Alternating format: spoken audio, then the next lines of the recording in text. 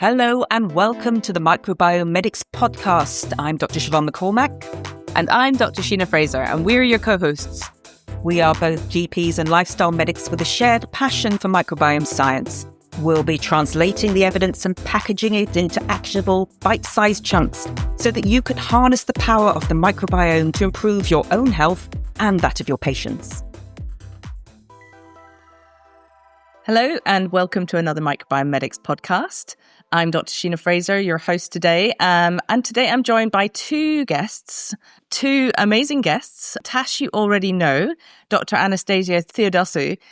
She's a clinical lecturer at the University of Glasgow and a specialist registrar in microbiology and infectious diseases. Now, Tash has been on the podcast before talking about microbiotoxicity. So if you haven't heard that episode, you might want to have a wee look back at it. What we talked about then is actually really relevant to today's conversation. So have a wee listen if you get a chance. But if not, we are going to cover a little bit of that again in this conversation today. My other guest today is Baroness Bennett. She is a Green Party representative in the UK House of Lords for 6 years, and she's been the leader of the England and Wales Party from 2012 to 2016. And she's written a couple of books over the time. She's going to be talking us today about a bill that she has recommended to the House of Lords, and that's really going to be the focus of our conversation. So, welcome, Natalie and Tash, to the podcast.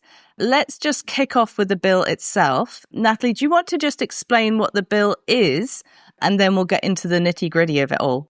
Sure. So first of all, this is a private member's bill. And as a declaration of interest or honesty, if you like, private members' bills almost never become law.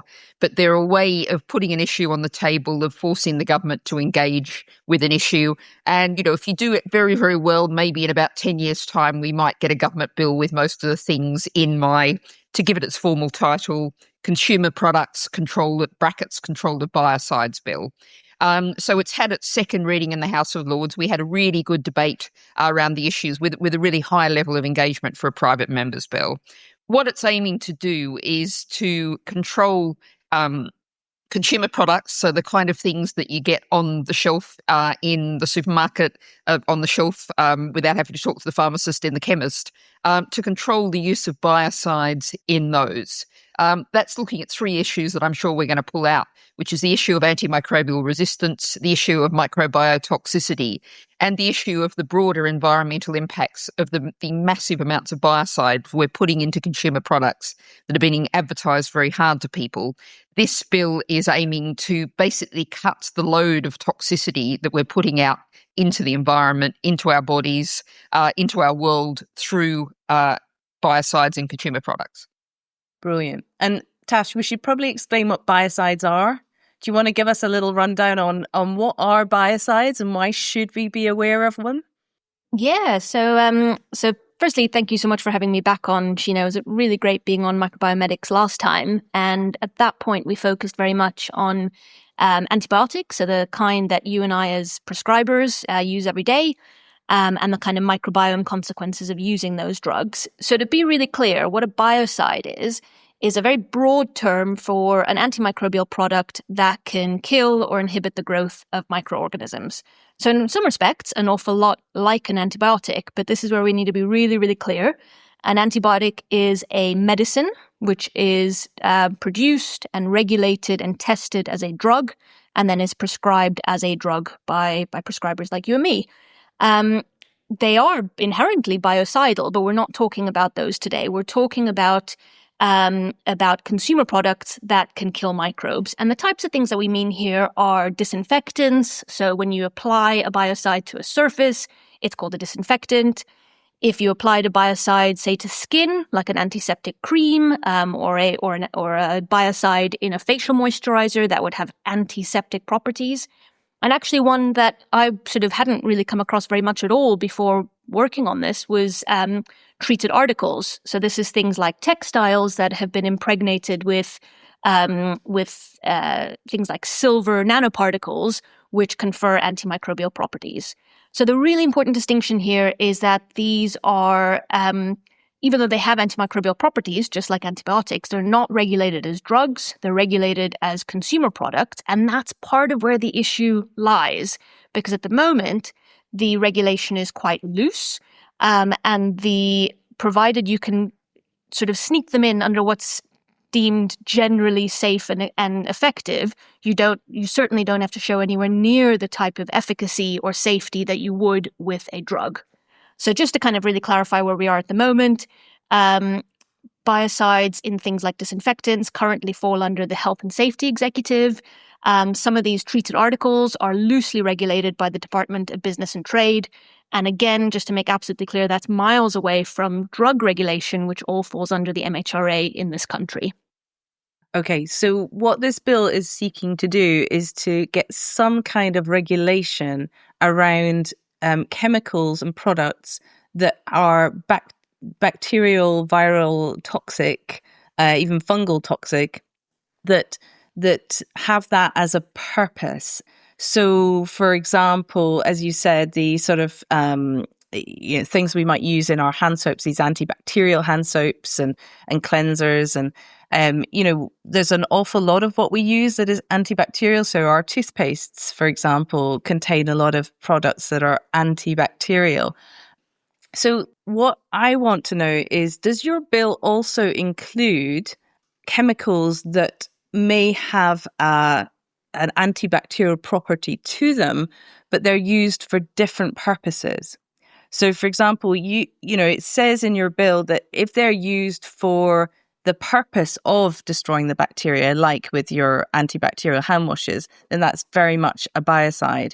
But if it is, for example, in the case of SLS, sodium lauryl sulfate, it's a chemical that is put into toothpaste to foam the toothpaste. But a byproduct of that is that it's antibacterial.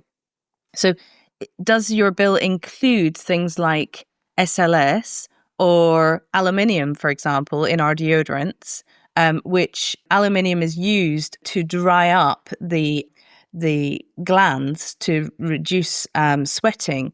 So its main purpose is to reduce sweating. However, it's antibacterial because it does damage the microbial population. Does your biocide bill include things like that, or is it purely the ones that the intention is to cause the bacterial toxicity or the viral or the fungal toxicity? Well, I think to start out with, I think, Sheena, you provided some really good examples like hand wash, like toothpaste. I also just want to add and pick up what Tash said about treated fabrics, because this is a fast-growing area. And one of the areas that this is particularly happening in is with reusable period products. Now, it's obviously a good environmental thing that reusable period products are around, but the claim has been that you need to manage so-called menstrual odour, a thing that doesn't actually exist. And so you've got these antibacterial products, silver particularly, being put into the period products. So that's just to complete the frame so people have a sense of the sort of things we're talking about. And the question you're asking about purpose, there's really a question of intent here, and there's also a question of impact. Now, the way regulation works, and perhaps some people listening to this may be well aware of this and some people aren't, is you create a law like this is. So this is talked about as a bill. A bill is something that's prospectively a law. A bill, then a law, sets out the frame of what you're doing. What you will then have is a whole series of detailed regulations that set out the precise way that you define. So I'm not trying to write those regulations. That's a very specialist job. What I'm laying down is the principle is not adding something intentionally antibacterial, something that is incidentally antibacterial. You'd have to look at the detail. You would have to create some kind of balance of saying what the level of antibacterial, antifungal action is. So that would be the kind of fine detail you would get in the regulations. But I think to sort of set the frame of this, and this is legally, I believe, I don't believe anywhere else in the world has done this. This says that for consumer products like these treated items, like these hand washers, etc., you cannot put a deliberate biocide in them unless you are able to demonstrate, and this is something I think would be very difficult, to demonstrate that the benefits of doing so outweigh the harms. And this is an alternative because what most of the rest of the world has done, say, for example, the US, is they've tried to ban specific substances. So one of the famous ones is triclosan being banned from hand washers. There's a couple of dozen countries around the world that have banned it. We haven't banned it in the UK. But there are some very serious deleterious effects from putting triclosan into hand wash. The US has said don't do that.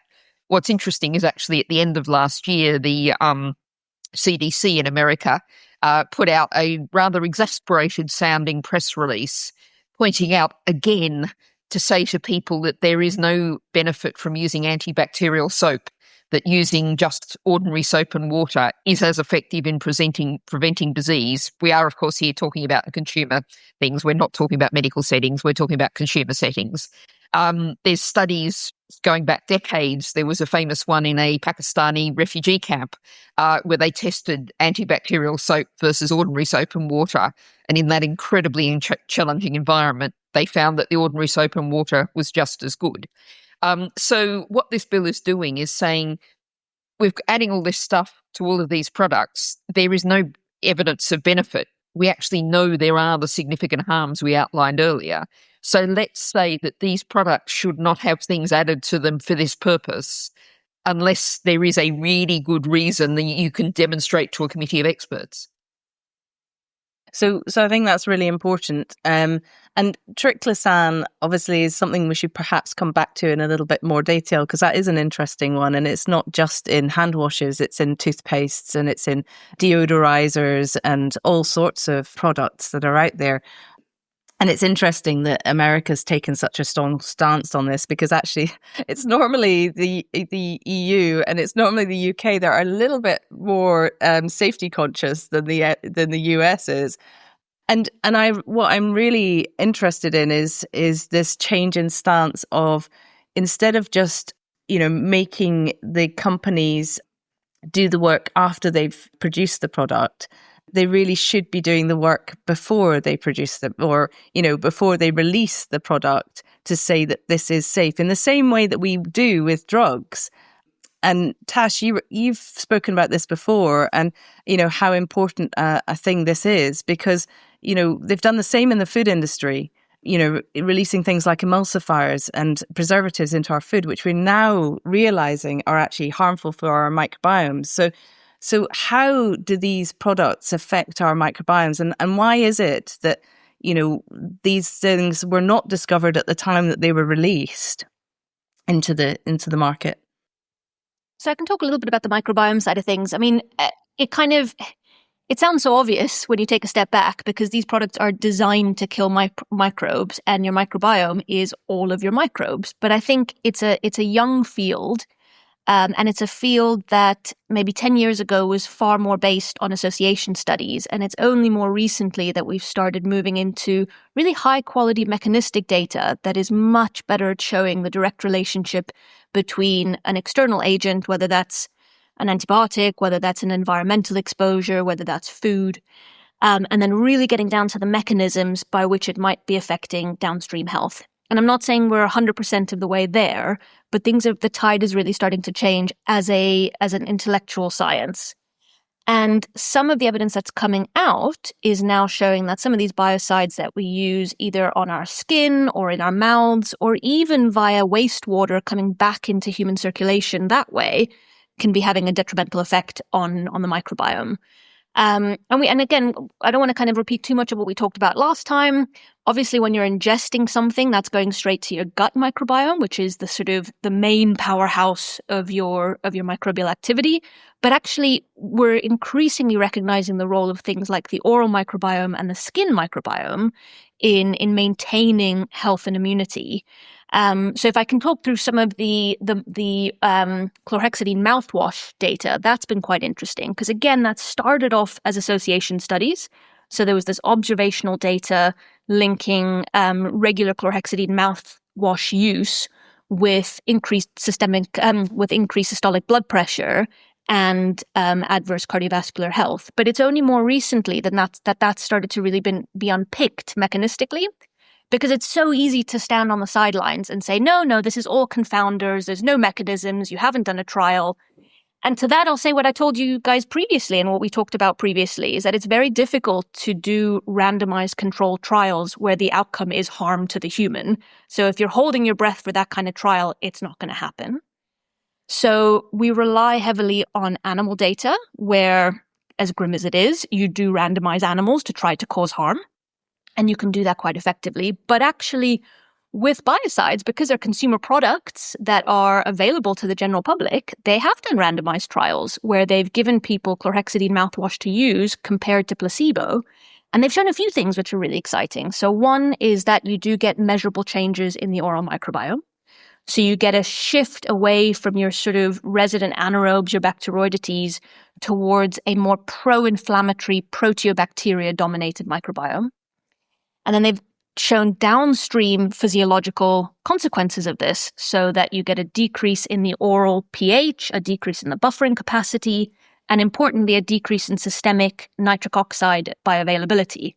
And it's this nitric oxide pathway dysregulation, which they postulated is related to blood pressure, but they actually have shown in clinical trials results in higher blood pressure in the participants randomized to the chlorhexidine. So that's quite exciting, and it makes it a lot harder to ignore when you've got that type of trial data. And it's the sort of the unintentional side effect of these being consumer products is that you can actually randomize people to these things without a huge amount of ethics because, these are putatively safe to use, right? That's what we're all being told. They're safe to use. That's why they're on our shelves. I agree. And that was a really interesting study. And chlorhexidine obviously is wiping out a huge number of microbes, and that is really interesting. But even our toothpastes, triclosan is still in a lot of toothpaste, and SLS is in a lot of toothpaste. It's very antibacterial. Sodium fluoride itself is very antibacterial. So toothpaste in their own right. Now, of course, that's an important mechanism for toothpaste because we want to kill the bacteria that are causing these gingival infections. And on the other side, we're showing a link between gingival infections or gum infections and conditions like Alzheimer's, which is really interesting now to correlate these two. So the health of our oral microbiome and the health of our teeth and our gums is really, really fundamental to our general health and well-being and to protect us from disease. So we have to somehow find a balance, don't we, between keeping very good oral hygiene, but not blasting everything. And unfortunately, biofilms are a little bit more resistant to damage with biocides. So biofilms are these sort of thick sort of films of bacteria that sort of reside around the gums. And we've done an oral microbiome podcast if anybody wants to go back and have a wee listening, which really explains all this in a little bit more detail. But those areas are a little bit more resistant, which is good. But we have to find a way where we can get a little bit healthier, a way of considering this really important microbiome and how we treat it and how to get the best health out of it with diet, with hygiene methods, but not be just blasting it, which has been our sort of, that's been our default strategy for a while now, hasn't it? No, 100%. And I think it's such an important point because, as a clinician first and a microbiologist first, I would, utterly hate for this to be taken out of context, to be suggesting that things like, brushing your teeth or fluoridated water, that these are bad things. These are incredibly important pillars of public health. And I don't think the biocide bill is in any way in conflict with that. So good oral hygiene, fighting plaque and strep mutans in children. And, as you say, these are things that are linked to infection, to disease, and also in their own right to downstream cardiovascular disease. The idea that you've got micro-inflammatory, sort of small amounts of bacterial seeding with a pro-inflammatory effect. It's another part of a complex process, but it's about taking a step back and putting the onus back on a producer of consumer products to show that any addition is necessary. Over and above, fluoridating and brushing your teeth. This podcast is funded by the British Society of Lifestyle Medicine. The BSLM is an independent charity set up to promote the role of lifestyle medicine in improving people's health and well-being. We empower healthcare professionals to support patients to prevent, manage, and even reverse many chronic conditions through education and connection to our like-minded community. Shiv and I are both members of the BSLM and certified lifestyle medicine practitioners. We authored our first course, The Fundamentals of Gut Microbiome Science, for BSLM. This podcast was created with the aim of improving education on the role of human microbiomes. For those keen on doing a deeper dive, please check out the course on the BSLM Learning Academy page. Listeners to this podcast can access a 10% discount with code MBM10. We're also able to offer all healthcare professional listeners 50% off the first year of membership, unlocking a free overview course and nearly £100 off annual conference tickets, using the code MICROBM in capitals. Now let's get back to the show.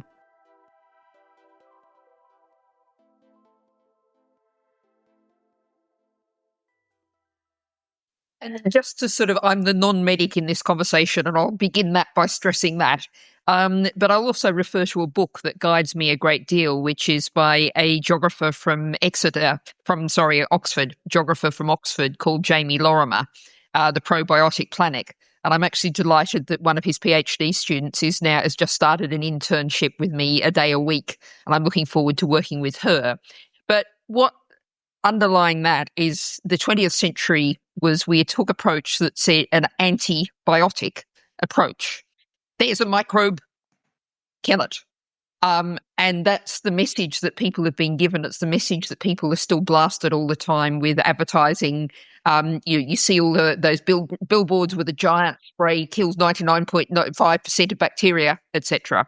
One of the ways that we need to think about, and I think I'm seeing research where people are starting to think about this, is that actually if we maintain a healthy microbiome, then the healthy microbes keep the unhealthy ones out.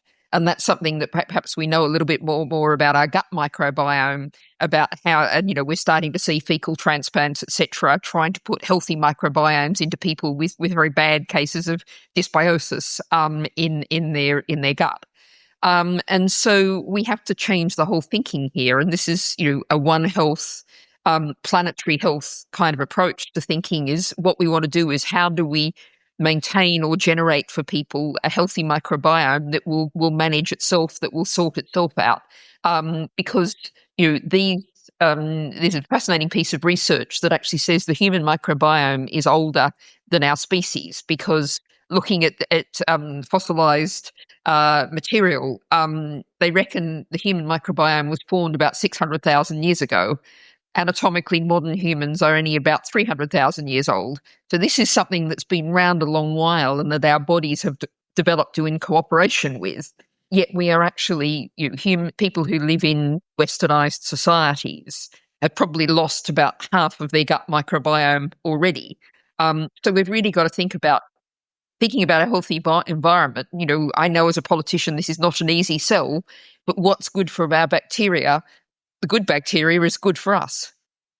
Yeah, absolutely. And I think we need to be very careful about any strategy that we're using in terms of its antimicrobial thing. And everything should be scrutinized. We should be looking at all the evidence base before we introduce public health measures and various things. And the fluoridation of the water, I think, is quite a different thing to using toothpaste, again, because the evidence for ingesting fluoride is not as good as it is for brushing our teeth with it. So that's another interesting area. And of course, sodium fluoride is actually a pollutant. It's a byproduct from the fertilizing industry. And so, we have to be very careful what we stick in our waterways. If we're putting stuff like that into the waterways, it's going to have an impact not just on us, but also on our fish and our species in the waterways. And, you've talked about the environmental impact of biocides. What sort of biocides are you particularly concerned about, Natalie, that you want to try and get out of the system?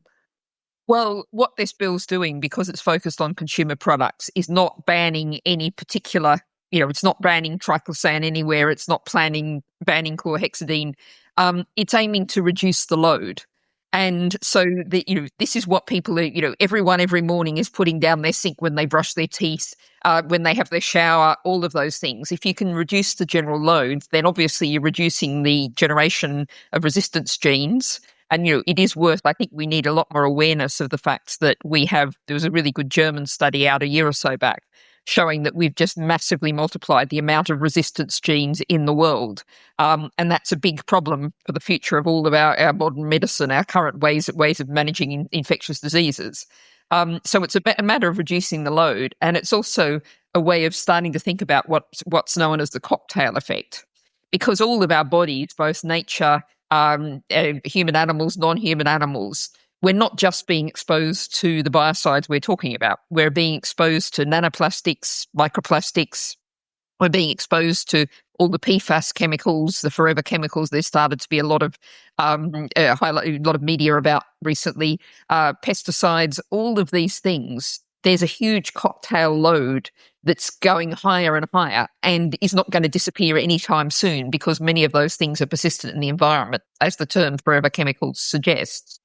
And most of these things, when we test them, we look at the impacts. People just look at one compound and you test that one compound in a fairly pristine environment and say, oh, it's fine, it doesn't do any damage.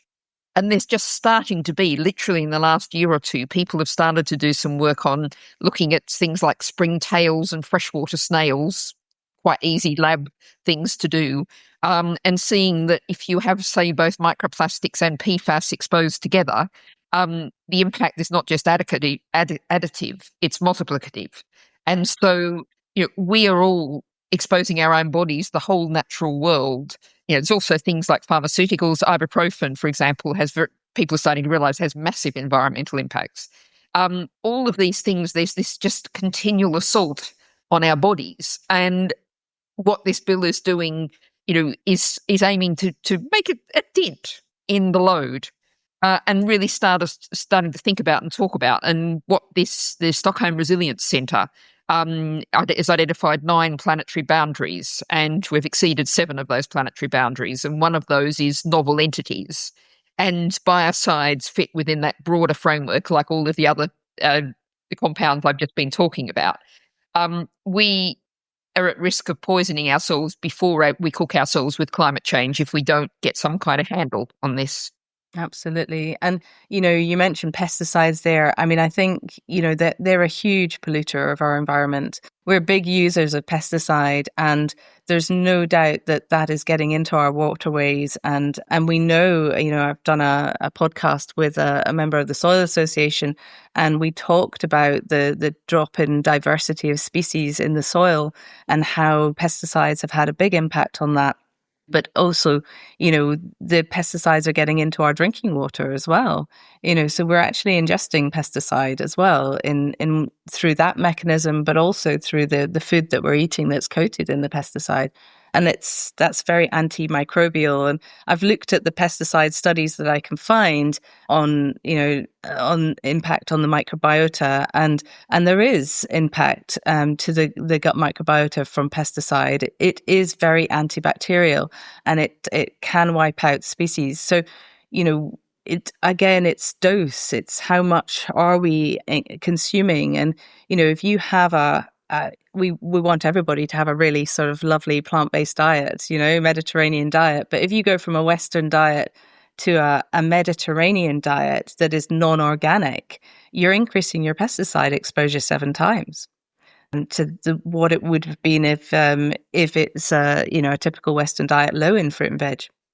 So you're increasing your exposure that way, and then of course you're getting some exposure through the drinking water and through other sites as well. I mean, it's being sprayed all around our parks and our although there is actually a campaign in Glasgow, at least, to ban glyphosate, but I don't know whether that has had any success yet.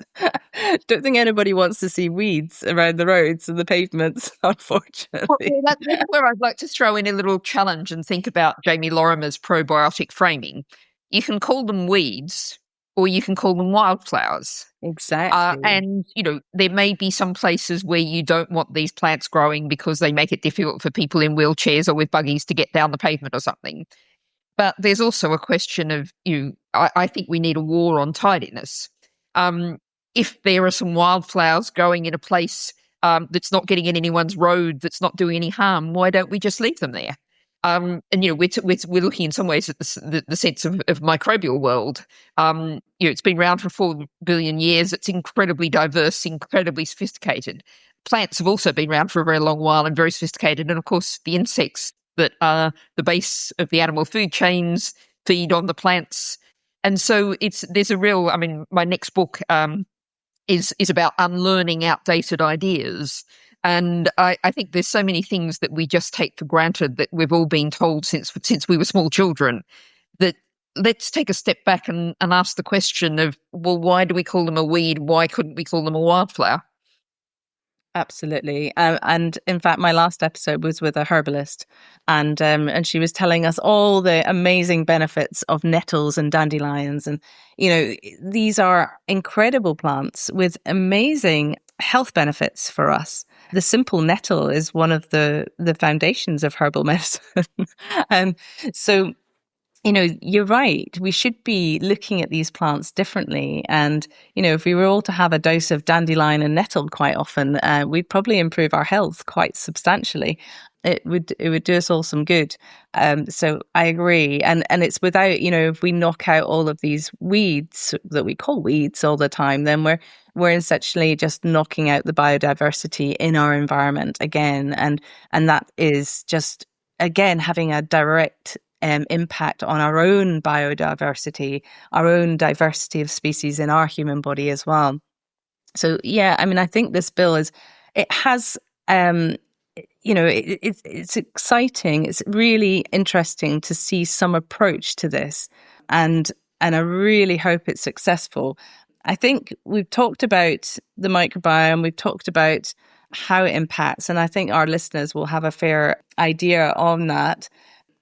But what about, what can we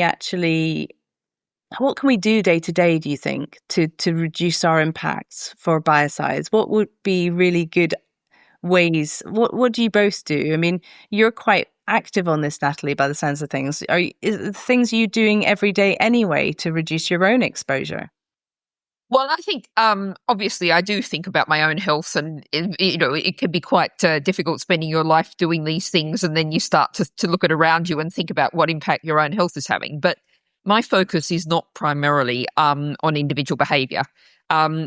We cannot fix the way the world is, whether it's climate, whether it's novel entities, many other things, by changing consumer behaviour. What we need is system change. When I talk about this in the broadest terms, what I mean by that is we need to make the greenest, cleanest, most socially responsible thing to do the easiest, cheapest, and simplest thing to do. There's often a rightful challenge to say that you mentioned organic food and the benefits of reducing your pesticide exposure, but many people don't have organic vegetables available to them for reasons of cost. Many people don't have fresh food at all available to the reasons of cost. I mean, the study a few years ago showed that a healthy diet is 3 times as expensive as an unhealthy diet, which will be filled with ultra-processed foods in the UK. So I very much do not want to preach to people, do not want to say to people, my focus is on how you change your own life. And in fact, what I'd rather you do is dedicate the time and energy that you might spend hunting out the non-antibacterial soap, or refusing going to great lengths to cycle across town and back to buy one product. If that takes you an hour each way, spend those 2 hours working with others to change the system, to start a campaign, say, against glyphosate in your community. And that's something that lots of Greens up and down the country have been very heavily involved in. You're protecting others as well as yourself. And you're also, of course, protecting communities, and we're all dependent for our health on communities. My next book takes a bit of a pot shot at some of the American tech bros who, are trying to, quote unquote, live forever and taking massive quantities of all sorts of supplements and putting themselves in hyperbaric chambers, and some of the more disturbing ends, getting blood transfusion from their children, all of these sorts of things, trying to live forever. And they're doing great damage to the world through their professional lives, through the way they're living. And they're not acknowledging that the health of all of us depends on the whole community. You cannot just, as one person, go, I'm going to live the most pristine life. The amount of damage you'll do if you've got enough money to do that will probably more than outweigh the impacts of what you're actually doing to your own individual body. Yeah, I think that's a really good point. And yeah, if we can all encourage, the communities around us to be, more mindful of all of this, I think that's a really good idea. I'm also thinking, Tash, we haven't really covered microbial resistance. You mentioned that earlier. And how does that relate to biocides? Well, we've spoken previously about how the microbiome and antimicrobial resistance are intimately linked, because when there's these complex networks and many of your keystone organisms are there to outcompete your pathogens and your pathobionts. And it's usually these more pathogenic bacteria that are particularly adept at exchanging antimicrobial resistance genes.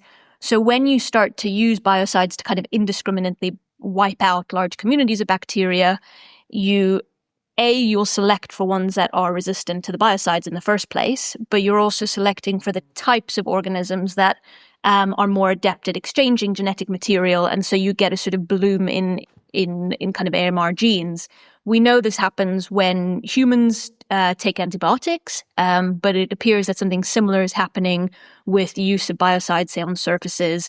And this is then compounded by these products washing away into waterways, because then you potentially have, living bacteria that are surviving that are resistant to these biocides being able to then spread. And that is still a slight issue in the hospitals, because we've come a long way, obviously, with hospital medicine. A century ago, people were dying left, right, and centre from infections that they acquired in a hospital setting, and so we introduced hand washing and sterility and all these amazing measures that have essentially saved so many lives in hospital by keeping the environment much cleaner. But the downside of that is that the only bugs that survive in the hospital environment are those superbugs, those really hardy ones that are particularly harmful to us. And there was an interesting study which looked at microbiomes when you enter into a hospital environment. And within 3 days of that hospital environment, your microbiome is quite depleted in diversity. But interestingly, it's much more likely to take on board the very harmful pathogenic species that are within the hospital environment. We've sort of saved ourselves in one respect, but we're creating another problem in another. It is really tricky, because I think hospitals are a place where, even taking into account all of the potential downsides of biocides, they still remain of paramount importance, because you have a population that's so vulnerable that something that our immune system wouldn't bat an eyelid at could incapacitate or kill a vulnerable patient, especially when you're looking at your sort of intensive care unit patients, your post-operative patients. So again, really to reiterate, using biocidal disinfectants, whether that's in antisepsis or in disinfecting hospital rooms and areas, that is of paramount importance. And any relaxation in that, although as you say, it can select for really drug-resistant organisms, the answer is not to have hospitals be less clean, and that's in no way what's being suggested. But the fact that it's complex and the fact that there isn't an easy fix doesn't mean that you just let it run wild. It can be complicated, and it could be that we need custom solutions to hospitals versus consumer goods. And all that means is you just need bespoke solutions that try to tackle it in different settings. It doesn't mean that you throw the biocides out entirely. It just means that you stop and think about where you need them. And I think that's what this tries to do. It very much is focusing on whether I, as a consumer, need an antibacterial face wash versus, the very real need for that same product in a hospital cleaning environment. Yeah.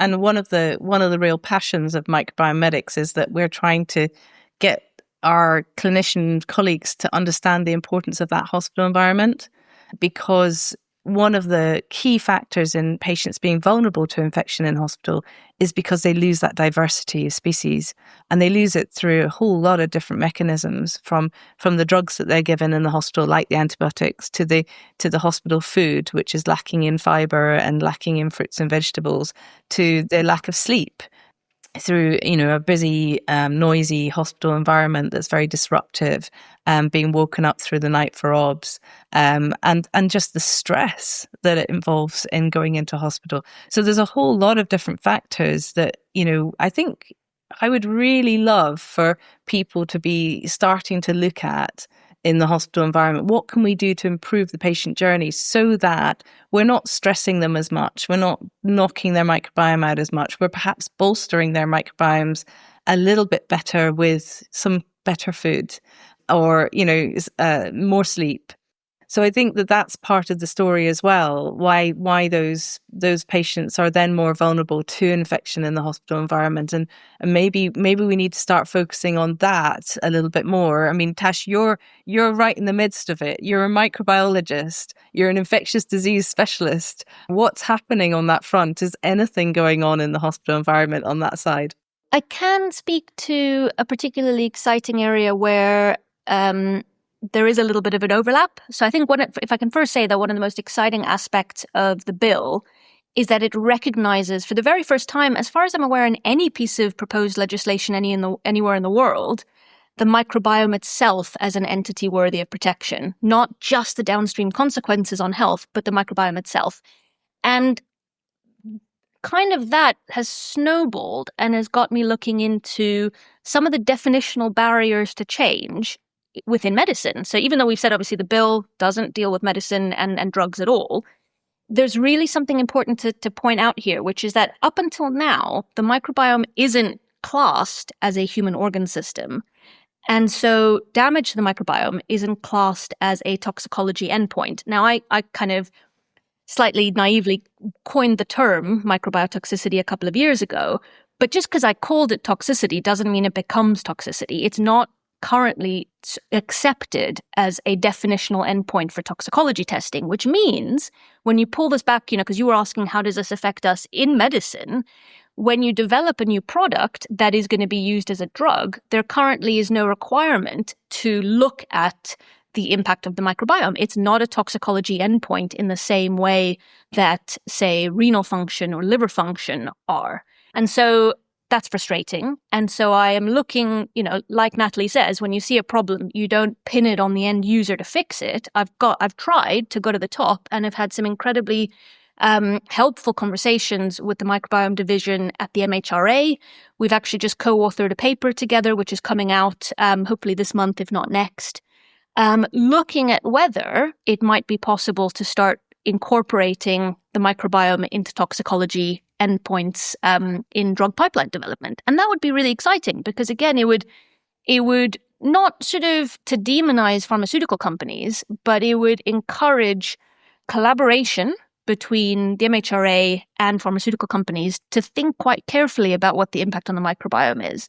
And even though it is a young science and our sort of biomarkers for detecting damage aren't perfect yet, there's certainly enough early signal to be able to kind of take this quite seriously. And so the conversations I've had with the MHRA microbiome division have been very promising. Good. And I think with that, we need to start calling the gut microbiome an organ, don't we?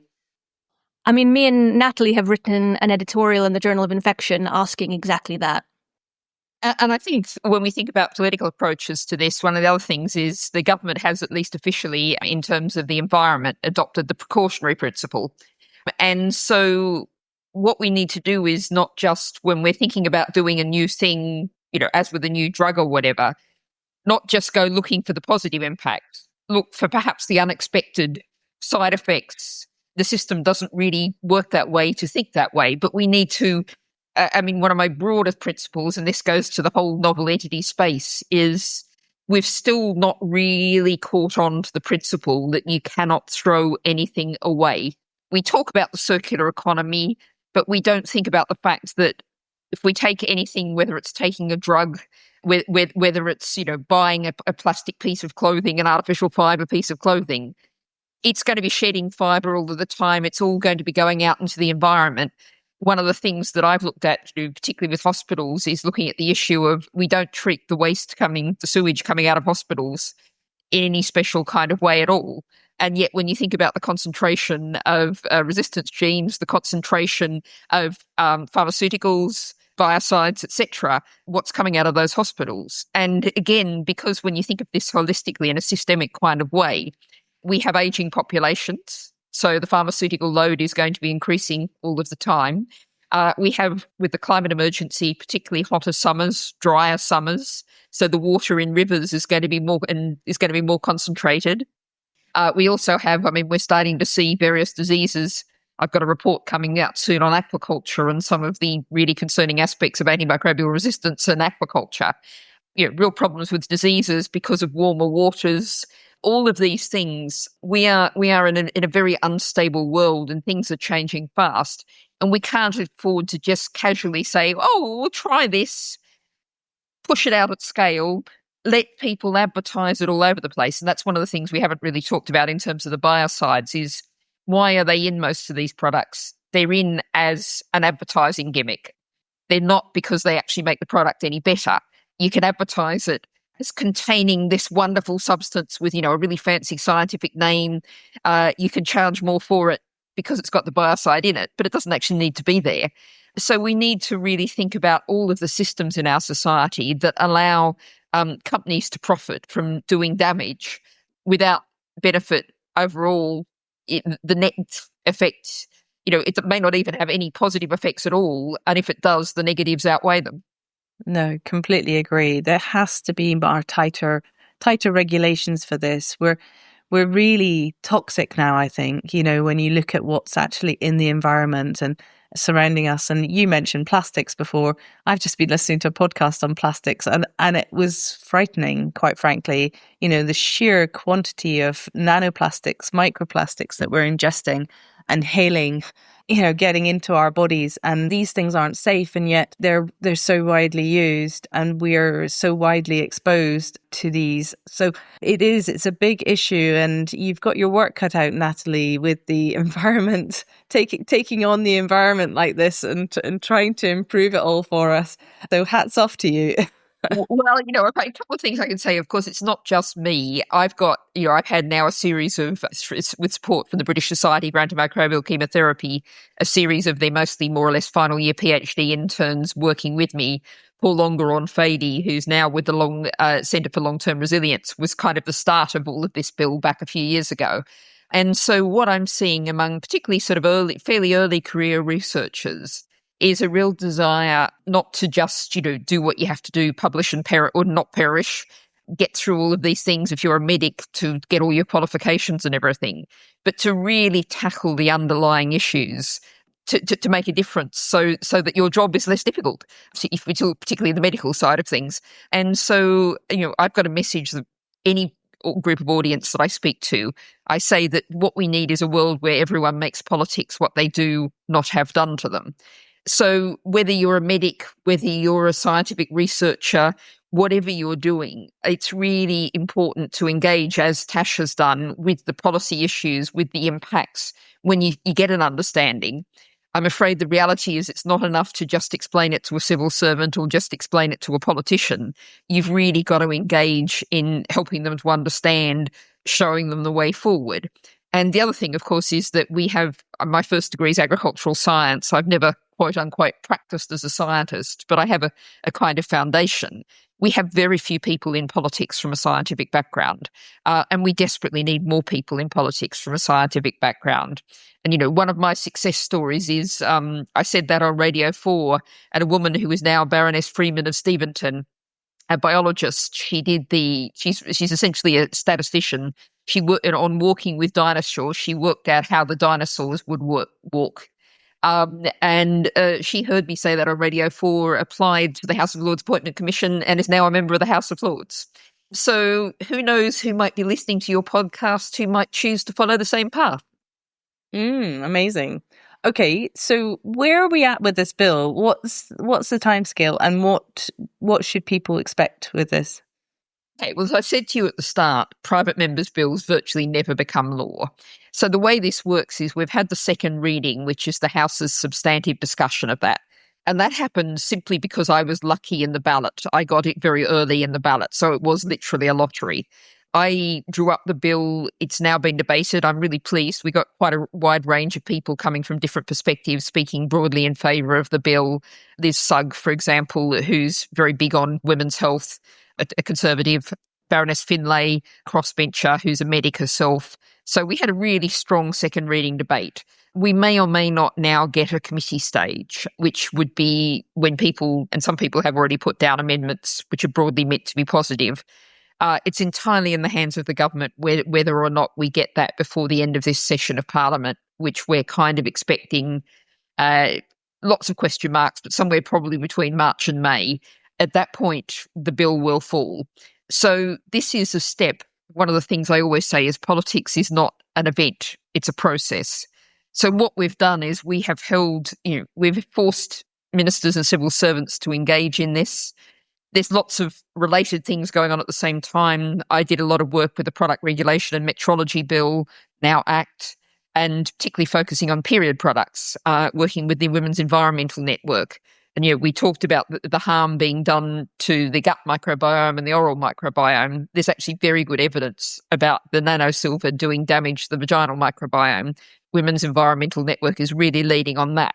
So it's a matter of multi-pronged attacks, raising awareness, getting it on the government's agenda. And I'm pretty confident we're going to see progress in some limited areas like that. But could we see in a few years' time something like the biocides bill? I think what we're going to see is public health is going to massively rise up the political agenda. I have a theory that probably the election after next will be the health election, because I'm afraid public health in the UK is going in such bad directions that it's going to be terribly evident that something needs to be turned around, that we need to tackle our unhealthy environment. That's our food system. It's also things like housing and air pollution and lots of other things. But this fits within that framework of where the government is forced to really focus on public health and creating a healthier environment, because already we hear lots of people talking about how isn't it terrible that so many people aren't in paid employment now because they're ill. And at the moment, a lot of that focus is, well, we've got to get the NHS to fix them. But how about we try and ensure they don't get ill in the first place? Yes, prevention, much better than cure. I completely agree. Tash, what would you say to try to get people excited, interested about this bill? So I'm afraid I'm going to have to plug Jamie's book again. I promise he's not paying us to do this, but Sheena and I both know Jamie Lorimer, and I'm a huge fan of his work. And I think, again, this is where I think the gradual tide is shifting towards a discourse that is more receptive to probiotic narratives. And just to be clear, when I say probiotic narratives, I don't mean the probiotics that you buy, in a health food shop. I mean the concept of using life to manage life, which is in stark contrast to the sort of, 19th and 20th century, which was, really dominated by public health narratives, which were sort of a war against microbes. There was you and microbes were the other. And I think I'm already seeing really exciting shifts towards people understanding the ecological narrative. And so I think people are kind of getting a little bit more excited, because actually when Jamie talks about this in the book, when you feel like sort of some of the institutions have failed you, which is a really sad position that the world finds itself in at the moment, you start looking for other sources of power. And this is a narrative that is quite empowering, because it puts you as the gardener of your own little community that you can tend to. And you can there's mirrors between what's going on at a micro level, in your own gut, to what's going on at a macro level, where you can rebuild the world around you. So again, while I 100% agree that systems changes are needed and it's not up to the individual to solve the world's ills, at the same time, a narrative that gives some of the control back to the individual, that says, actually, by doing things, I say this to my patients all the time already, I can prescribe this medication for you, but there are things you can do, like modifying your diet in the short term, definitely in the long term, if you can, that give you some of that power back. So I think that can be quite exciting. The idea that we can be a bit more in charge, that we can hold people to account. I think there's something exciting about saying, well, hold on, the people making money off products that could be harming me, they need to be held to account. They have the responsibility to provide the evidence. I think that's exciting. And I think if you look at America, you see, it's often deeply, deeply misguided, but there is the whole Make America Healthy Again movement, often going in very much the wrong directions, but nonetheless, the level of concern is very evidently there. And I'll just mention another name, someone who I think I'm going to be increasingly working with, Melvin Sheldrake.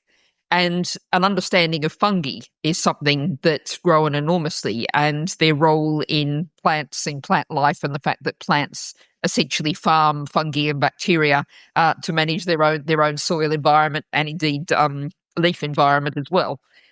So there is from lots of different directions. There is a new narrative is starting to take hold. So I always like to focus on the hope. So that it's good to focus on hope. Thank you so much, Natalie, Tash. That's been really interesting. Great conversation. And I think, so vital, so necessary in this world that we're living in. I'm really glad that you're taking on these conversations and, introducing them into sort of government level now where, hopefully it will really get people thinking. And you're right, we do need more scientists in politics because, without that, we're really not getting sufficient, really accurate data analyzed at a political level. And that's not good for us at all. So great. Thank you so much for appearing today. And hopefully, if anybody's inspired by this, have you got anywhere you want to point people to so that they can help you or? Oh, I'd point out to the Women's Environmental Network, particularly in period products, but more broadly in terms of a community group, a campaign group that's really working in this space. There's also a lot of interesting work going on with, for example, Wildlife and Countryside Link and Riverside Trust that are looking at the environmental impacts from the side of these things. So I think it's a fast-growing area, but look to a local campaign group and think about, in that broader novel entity sense, as you said, campaigns against glyphosate. Making a healthier environment is something that can start in your very local world. Even a litter pick. It's doing politics, getting together with your neighbours to clean up your street. That's a step in the right direction. What's really crucial is we empower people and and help people to see that they can personally, at whatever scale, make a difference. We've been through a sort of politics over the last 40 years that said, don't worry your little head, the experts, the technocrats will run things and you just have to wait for what happens. As Tash was saying, as she's tried to do with her patients, give people the sense of hope and empowerment. I very much believe in the power of nature. We've been talking about the power of microbes. I believe we are human animals. We have that 4 billion years of evolution that we're part of, that we are creative, innovative, amazing animals who can do great things, and let's all build a different kind of society. Perfect. What a beautiful way to end. Thank you very much, guys. Goodbye for now. Bye-bye. Thank you all for listening. I hope you've enjoyed this episode. If you have, please leave us a review and we'll speak again next time. Take care. Bye.